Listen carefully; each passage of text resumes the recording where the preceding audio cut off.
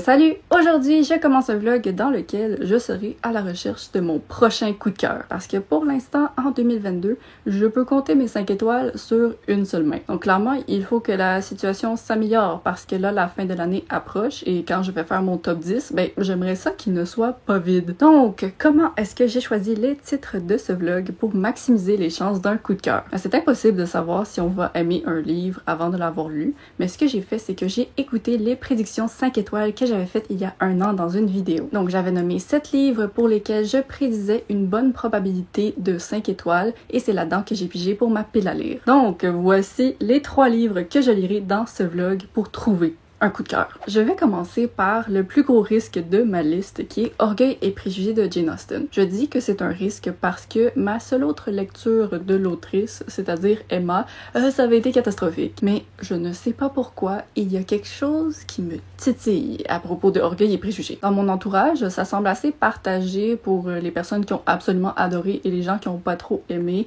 Et je sais que j'ai pas aimé Emma, mais il y a quelque chose qui m'interpelle. Donc on va espérer que je ne me trompe pas et sinon tant pis parce qu'il était grand temps que je lise ce classique. Pour le deuxième titre maintenant, j'y suis allée avec une valeur un peu plus sûre avec Forever Interrupted de Taylor Jenkins Reid. C'est une autrice à laquelle j'ai donné 5 étoiles sur 6 livres lus. Et le 6e comptait pas parce que c'était un petit livre de 80 pages. Je mets beaucoup d'espoir dans ce livre parce que dans le passé, lorsque j'avais un blog, j'avais fait une expérience de prédiction 5 étoiles et j'avais mis Maybe in Another Life dans ma liste et ça avait été un 5 étoiles. Donc, je me souhaite le même succès. Et cette œuvre, ce sera une romance contemporaine, mais je suis pas certaine. C'est une romance contemporaine, mais l'intérêt amoureux décède comme au début du livre. Donc je vais attendre de le commencer avant de vous dire le résumé parce que ça se peut que je dise absolument n'importe quoi, mais j'ai très hâte de voir dans quelle direction ça va aller. Et pour finir, j'ai choisi une autre autrice dont j'avais apprécié tous les livres et c'est The Library of Legends de Johnny Chang. C'est son 3e livre publié, donc j'avais aimé les 2 autres et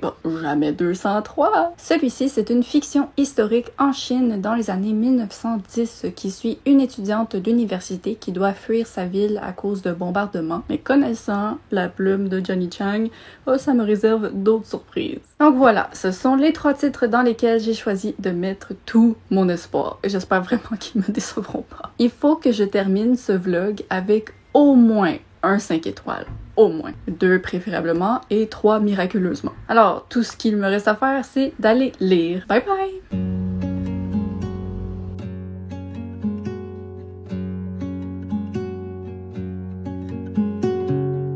C'est l'heure de la mise à jour des 50% et là, je suis en train de me rendre compte que peut-être je m'en faisais un peu trop avant de le lire. Genre, j'avais peur que mes attentes soient trop hautes. Donc, je me suis créé des attentes comme quoi ce serait vraiment terrible parce que mes attentes étaient trop hautes. Et là, je me rends compte que non, c'est très bien. Honnêtement, pour l'instant, c'est une merveilleuse lecture, je dirais. Pas est-ce que je dirais un coup de cœur? Pas pour l'instant, mais selon comment ça progresse, je peux voir encore le potentiel que ça devienne un coup de cœur. Ce que je m'attendais pas à retrouver dans ce livre, c'est autant d'humour et de légèreté. C'est drôle. C'est un livre qui me fait constamment rire. Je m'attendais tellement pas à ça et c'est une sorte de magie que j'avais pas retrouvée dans Emma de Jane Austen et avec ce livre, je pensais que je connaissais la plume de l'autrice, mais là, on dirait que je découvre enfin c'est quoi le charme de Jane Austen. Et son charme, c'est que chaque réplique, chaque fois que quelqu'un réagit ou dit quelque chose, j'ai aucune façon de prédire qu'est-ce que la réaction va être. Par contre, là, je suis à la moitié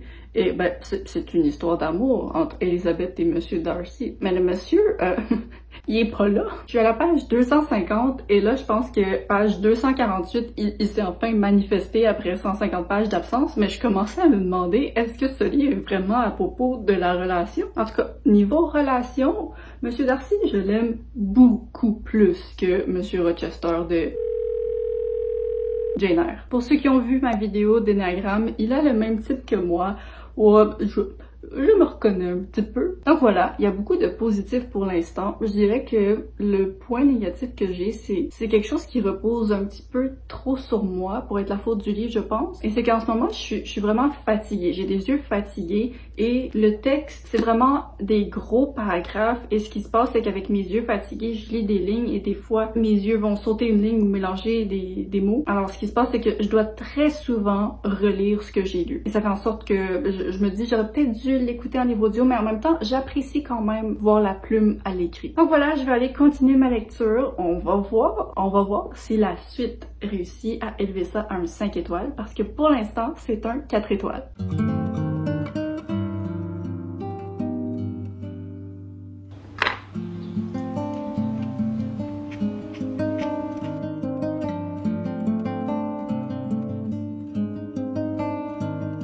C'est moi ou ces gens ne font rien de leur vie? Mais pas comme niveau récit, là. Je parle, à cette époque, les gens aisés ne faisaient rien de leur vie. Tout ce qu'ils ont à faire, c'est de socialiser. On s'habiller pour un bal. On va écrire des lettres. Il y a quelqu'un qui s'occupe du ménage, de la cuisine. Et eux, ils font rien. Je suis jalouse. Voilà, c'était l'épisode Sous le ciel découvre la bourgeoisie.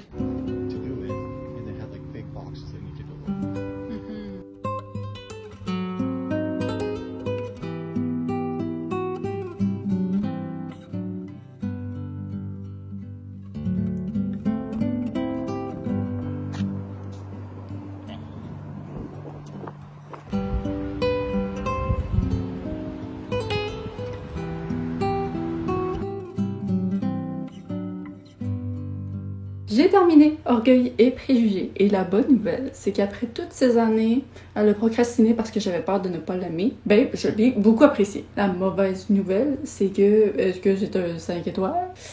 Non, ça a été une lecture très agréable du début jusqu'à la fin, mais il y a quand même des petits trucs qui ont fait que ça n'a pas pu devenir un coup de cœur pour moi. Donc pour ce qui est du positif, comme je vous en ai parlé, c'est un récit avec beaucoup d'humour, beaucoup plus que ce que je pensais, et le highlight de ma lecture pour moi, ce qui est totalement inattendu, c'est le personnage du père de Elizabeth. Chaque chose qui sortait de la bouche de Monsieur Bennet était iconique, et je sais pas s'il y a un club de fangirl pour cet homme, mais je le rejoins. Pas dans le sens que c'est un crush, on va se calmer, mais je suivrais cet homme jusqu'à l'autre bout du monde. Peut-être, peut-être pas. Autrement, j'ai trouvé que ça se lisait bien. J'aimais les caractères de presque tout le monde dans le livre. Tout le monde était intéressant à suivre. Et même les vilains ou les personnes qui étaient pas très agréables, ben, elles étaient cocasses. Et donc, pour ce qui est des éléments qui ont fait en sorte que ce livre n'a pas été un coup de cœur pour moi, je dirais que l'élément principal, c'est la romance. Et là, je dis ça, j'ai aimé la romance entre Elisabeth et Monsieur Darcy. J'ai aimé ces deux personnages et je les aimais ensemble. Quand ils se parlaient, c'était toujours très intéressant.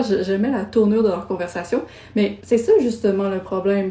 On était rendu à la page 400 et j'avais l'impression que Elisabeth et Monsieur Darcy s'étaient parlé 3 fois. Tout le développement, toute la progression de leur relation se fait à travers Elisabeth qui apprend des informations à propos de Darcy. Et donc tous les sentiments qui sont nés sont pas nés à travers des interactions, c'est juste elle a cultivé ça dans sa tête et de son côté elle est tombée amoureuse. Et moi j'en voulais plus, je voulais plus d'interactions entre ces deux gens. Les seules fois où ils se parlaient, ben c'était à la fin quand les deux déjà c'était clair qu'ils s'aimaient. Moi j'étais comme ben je suis une fille de slow burn. J'aime ça quand ça prend beaucoup de temps avant qu'une relation se termine parce que moi, dès qu'ils sont heureux ensemble, je m'en fous complètement. Mais là, c'est pas du slow burn. C'est juste, il y a deux feux sur des continents différents qui brûlent puis un jour, paf, ils se vont mettre ensemble dans un camping collectif. Là, je viens de dire quelque chose, j'ai aucune idée si ça vaut ça. Mais donc oui, ce que j'essaie de dire, c'est que la version du slow burn que j'apprécie, c'est quand ça prend énormément de conversations avant que la relation se développe. Mais là, ça a pris 3 conversations. Donc c'est vraiment ce qui a empêché le 5 étoiles. Je pense que si cette relation avait été faite d'une manière qui me plaisait plus, ça aurait pu être un coup de cœur parce que j'ai vraiment aimé la personnalité du livre. Mais je n'écarte pas la possibilité que ma note, qui est un 4 étoiles, monte dans un futur. Je pense que ce serait intéressant que je relise cette œuvre peut-être dans 10-15 ans, peut-être en livre audio français, peut-être en anglais. Ça a été écrit en anglais. J'ai eu l'impression en lisant que j'étais peut-être pas dans le moment le plus propice de ma vie pour que ce livre soit un coup de cœur. Mais en même temps, je sais pas si ce moment viendra un jour. Donc voilà, ça a vraiment été une belle, ben pas une surprise. Je peux pas dire une surprise quand il y avait autant de gens qui avaient aimé autour de moi, donc je m'attendais à ce que ça ait quand même des bonnes qualités, mais je suis infiniment soulagée que cette expérience n'ait pas été comme celle de la lecture de Emma. Donc, pas un coup de cœur, on va espérer que les 2 prochains livres sauvent ce vlog. Et donc là, moi j'ai déjà commencé Forever Interrupted. Je suis à la page 121. Je vais vous insérer un petit clip que j'ai filmé hier soir. 70 pages. Et j'ai déjà le cœur brisé.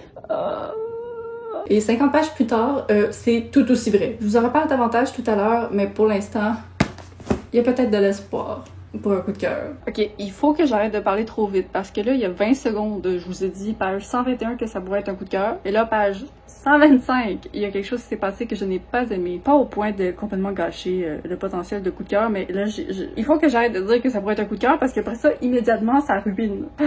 Ok, je continue. Vous vous souvenez, il y a 2 secondes, quand je vous ai dit qu'il y avait quelque chose que j'avais pas aimé? Encore une fois, je me trompais. Ah oui, j'ai pas aimé la scène, mais là, 2 pages plus tard, je comprends pourquoi elle était là. Bonjour, je suis à la page 191 de Forever Interrupted, donc un petit peu plus de la moitié parce qu'il y a 310 pages si je me souviens bien. Et pour l'instant, je suis un peu un tourbillon d'émotions. Donc, ce livre est séparé en 2 lignes du temps. Nous avons la première où on assiste à la rencontre de Elsie et Ben qui tombent amoureux follement, instantanément. Et là, je sais, une romance instantanée, ça donne rarement envie, mais moi personnellement, dans ce cas-ci, j'aime beaucoup. Et l'autre ligne du temps se déroule juste après le décès de Ben suite à un accident. Et donc, on voit le deuil de Elsie et on la voit gérer une situation difficile avec le fait que Ben n'avait pas encore informé sa mère qu'il venait de se marier. Donc, sa mère avait aucune idée de l'existence de Elsie et ça crée des flamèches. J'aime les 2 perspectives, les 2 m'intéressent, les 2 me brisent totalement le cœur parce que d'un côté, tu me fais tomber en amour avec leur relation qui est vraiment... Ils ont une belle alchimie, leur dynamique est vraiment sweet à suivre. Sweet à suivre, et là, ben, tu m'enfonces le poignard dans le cœur parce que après ça, tu vois à quel point ce qu'elle a perdu était merveilleux et à quel point elle est triste maintenant. Je vais avouer que, peut-être pour la première fois de ma vie, j'ai versé une larme. Hier, j'ai versé une larme en lisant une page. Vraiment une larme. Mais c'est parce que je pense que c'est un sujet qui m'affecte personnellement. Je pense à chaque jour au fait que mes proches vont mourir. Et là, ben, ça me met ça dans la face. Donc, pour l'instant, niveau cœur, c'est là. La magie Taylor Jenkins Reid est là. Le seul truc, c'est que c'est son premier livre publié et ça paraît vraiment. Au niveau de l'écriture, c'est pas du calibre de ses plus récentes publications. Et il y a je vais pas nécessairement dire de nombreux commentaires, mais il y a plusieurs commentaires qui ont mal vieilli au niveau de l'apparence et du poids. C'est pas au point de ruiner complètement ma lecture, mais je le ressens pendant ma lecture que je lis un livre de 2013. Je pense que si ce livre finit sans être un 5 étoiles, ça va probablement être à cause de ça, parce que pour l'instant, niveau histoire, je suis là. Donc je vais aller continuer. J'ai vraiment aucune idée. Et comme vous avez pu le voir, mes émotions changent un petit peu à chaque chapitre, donc je vais juste aller le terminer et on s'en reparle après.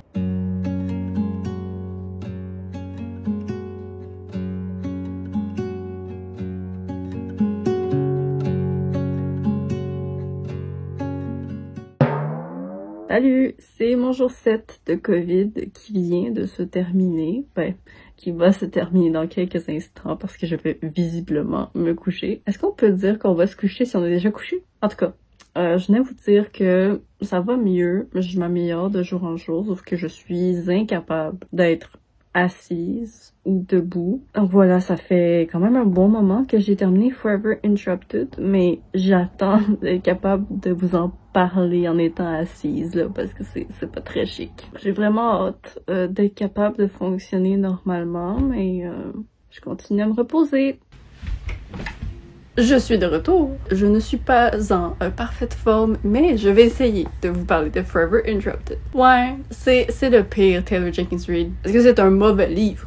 Non. Est-ce que c'est un bon Taylor Jenkins Reid? Non. J'avais beaucoup aimé la première moitié, vraiment. Sauf que les trucs de la première moitié qui faisaient que j'étais capable de mettre de côté l'écriture ou les trucs qui avaient mal vieilli, ça aussi, ça s'est un petit peu plus dissipé dans la deuxième moitié. Donc, on avance de plus en plus profondément dans la ligne du temps où Elsie et Ben ont développé leur relation et on avance dans la ligne du temps où Elsie a perdu Ben et gère son deuil. Et j'ai un petit peu des problèmes avec les deux lignes du temps. Donc, pour ce qui est de la relation, Au début, elle avait réussi à me vendre la romance instantanée.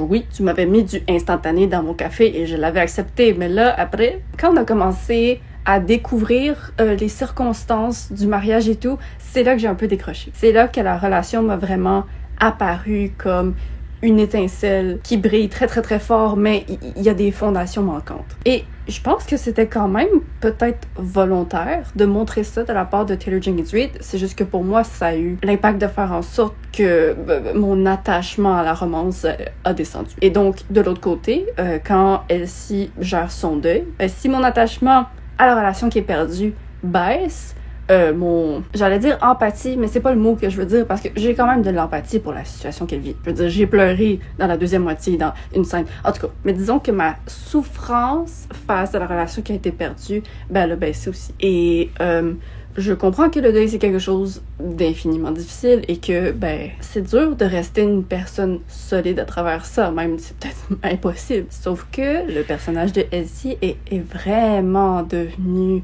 Oh, c'était lourd. Elle était très désagréable, très amère. C'était toutes des réactions que je voyais étaient nées de la souffrance et je sais que dans la vraie vie, ce sont toutes des réactions que quelqu'un qui est en deuil peut avoir. Mais c'était dur à lire, Par contre, quelque chose que j'ai beaucoup aimé dans la deuxième moitié, c'est le développement de la relation avec la mère de Ben. Ce personnage-là était mon préféré du livre et j'aurais même aimé que ce soit encore plus développé. Donc, ouais, ça n'a pas été un coup de cœur. Je suis déçue, mais en même temps, c'est impossible d'être parfait. Tu sais, avoir donné 6-5 étoiles à 6 livres, dont le premier que Taylor Jenkins Reid a jamais publié, ça aurait été un petit peu...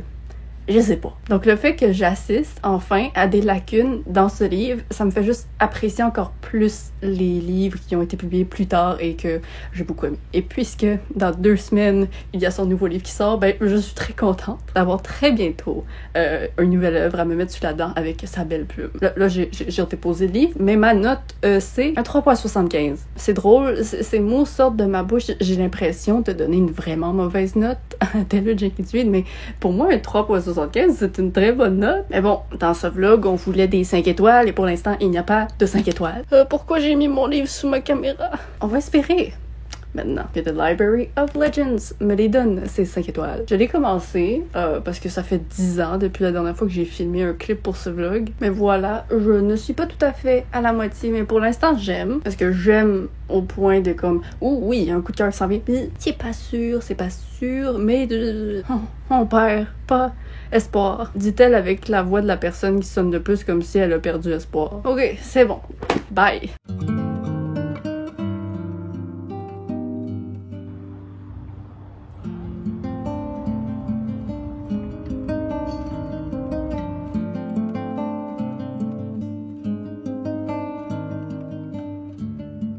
J'ai terminé le dernier livre de ce vlog et donc moi je sais présentement si ce vlog lecture a été une réussite ou non, mais d'abord je vais vous parler du résumé. Donc c'est un livre qui se situe en Chine en 1937 pendant la guerre avec le Japon. On suit une classe d'étudiants à l'université qui doit fuir... Qu'est-ce que t'as fait tomber? Qui doit fuir la ville à cause des bombardements et traverser une distance de genre 1000 km tout en amenant avec eux les légendes très importantes de The Library of Legends. C'est une histoire qui est basée un peu sur des faits réels, dans le sens que l'autrice, son père et son oncle ont dû faire un voyage comme ça avec leur université, mais c'est pas basé avec des personnages et une vraie université. Comme toujours, Janie Chiang amène un élément de, j'allais dire surnaturel, non, mon Dieu, les mots ne me viennent pas aujourd'hui. Mythologie, les contes, légendes, je sais pas c'est quoi le mot que je veux dire. En tout cas, il y a toujours un élément qui va au-delà de la réalité et j'ai beaucoup aimé comment ça a été amené dans cette œuvre. Je considère pas que c'est un spoiler, mais je vais mettre spoiler à l'écran si vous voulez absolument rien savoir sur ce livre.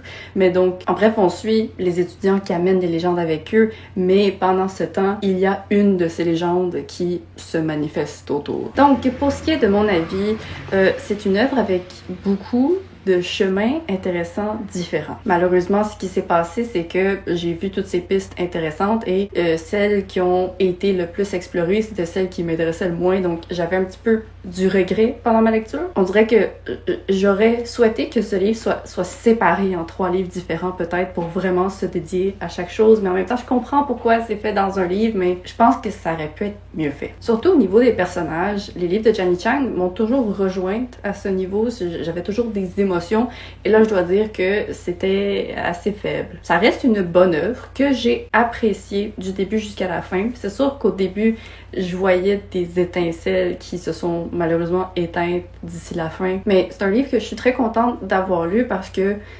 ça m'a fait découvrir une partie de l'histoire de la Chine que j'ignorais complètement. J'avais jamais entendu parler du fait qu'il y avait eu des universités entières qui avaient évacué et les étudiants avec leurs professeurs traversaient tout ça. Et c'était quelque chose de poignant à découvrir, mais l'aspect poignant était surtout à cause des faits eux-mêmes et non pas de l'application du texte. Donc, vous devinez que je n'ai pas réussi à trouver mon 5 étoiles. Et même, c'est le livre auquel je donne la plus basse note de ce vlog, un 3.5. Je pourrais donner 3.75, mais je pense que c'est vraiment un 3.5. Ça m'a pas du tout découragée d'acheter aveuglément tous les autres livres de Jenny Chang qui vont être publiés. C'est juste que de ces 3, c'est définitivement le plus faible, même si c'est le plus récent. Donc c'est le contraire de Taylor Jenkins Reid. Est-ce que je le recommanderais? Je le recommanderais juste aux personnes qui sont particulièrement intéressées par le résumé. Parce que si c'est une œuvre dans laquelle vous lancez avec pas des trop hautes attentes, ça peut peut-être être une très bonne expérience de lecture. Donc voilà, c'est la fin. C'est la fin de ce vlog lecture et je n'ai pas de 5 étoiles. Mais bon, j'ai fait des bonnes lectures et vraiment, en fin de compte, c'est pas mal juste ça qui importe. On va quand même espérer que j'arrive à trouver des coups de cœur pour remplir ma vidéo de fin d'année, mais bon. Je vous remercie d'avoir regardé ce vlog. J'aimerais que vous me disiez dans un commentaire, est-ce que vous avez déjà essayé de prédire un 5 étoiles? Comment ça s'est passé? Il me reste encore des prédictions 5 étoiles à lire datant de ma vidéo, donc si jamais vous aimeriez que je refasse un vlog comme celui-ci, dites-le moi. Et je le ferai. Je vous remercie d'avoir regardé cette vidéo. J'espère qu'elle vous a plu. N'hésitez pas à vous abonner pour ne pas manquer la suivante. Je poste les vendredis à 10h30 pour le Québec et 16h30 pour la France. Bye bye!